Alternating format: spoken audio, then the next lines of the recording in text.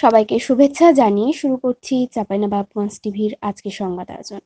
আপনাদের সাথে আছি আমি অর্পিতা। শুরুতে জানিয়ে দিচ্ছি মনামিনা কৃষি খামার সংবাদ শিরোনাম। শান্তিপূর্ণভাবেই শেষ হয়েছে শিবগঞ্জ উপজেলা পরিষদ নির্বাচনের ভোট গ্রহণ। এতক্ষণ শুনছিলেন শিরোনাম, এবারে বিস্তারিত।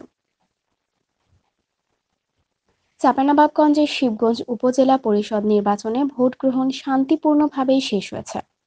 সকালের দিকে ভোটারদের উপস্থিতি কম থাকলেও বেলা বাড়ার সঙ্গে সঙ্গে ভোট কেন্দ্রে ভোটারদের আগমন কিছুটা বাড়ে।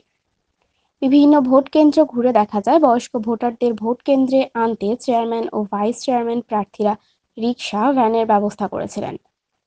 জীবনের শেষ বেলায় কেউ কেউ লাঠিতে ভর দিয়ে ভোট দেন। ভোটের পরিবেশ নিয়ে নিজেদের সন্তুষ্টির কথাও জানিয়েছেন ভোটাররা। এদিকে চাঁপাইনবাবগঞ্জে জেলা প্রশাসক এ.কে.এম. গালিব খান ও পুলিশ সুপার ছায়েদুল হাসান বিভিন্ন ভোট কেন্দ্র পরিদর্শন শেষে সুষ্ঠু ও সুন্দর পরিবেশে ভোট গ্রহণ করার কথা জানান। নির্বাচনের চেয়ারম্যান পদে 4 জন প্রতিদ্বন্দ্বিতা করেন। তারা হলেন শিবগঞ্জ উপজেলা পরিষদের সাবেক চেয়ারম্যান ও আওয়ামী লীগ নেতা সৈয়দ নজরুল ইসলাম, প্রতীক কাকপিরিচ, আওয়ামী লীগ নেতা মুহসিন আলী, প্রতীক মোটরসাইকেল, সাবেক উপজেলা পরিষদ ভাইস চেয়ারম্যান গোলাম কিবরিয়া, প্রতীক আনারস, জাসদ নেতা জামাল হোসেন পলাশ, প্রতীক মশাল।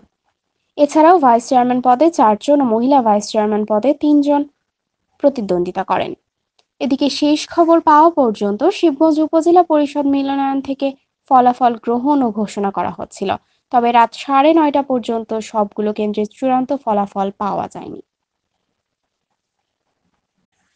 আজ এখানেই শেষ করছি চাঁপাইনবাবগঞ্জ টিভির সংবাদ আয়োজন। নিয়মিত আপডেট পেতে সাবস্ক্রাইব করুন চাঁপাইনবাবগঞ্জ টিভির ইউটিউব চ্যানেল। আপনিও যুক্ত হতে পারেন নাগরিক সাংবাদিকতায়। আপনার এলাকার যে কোনো সংবাদ জানাতে আমাদের সাথে যোগাযোগ করুন 0131602598 নম্বরে। আজকের মতো এখানে বিদায় নিচ্ছি। শুভরাত্রি।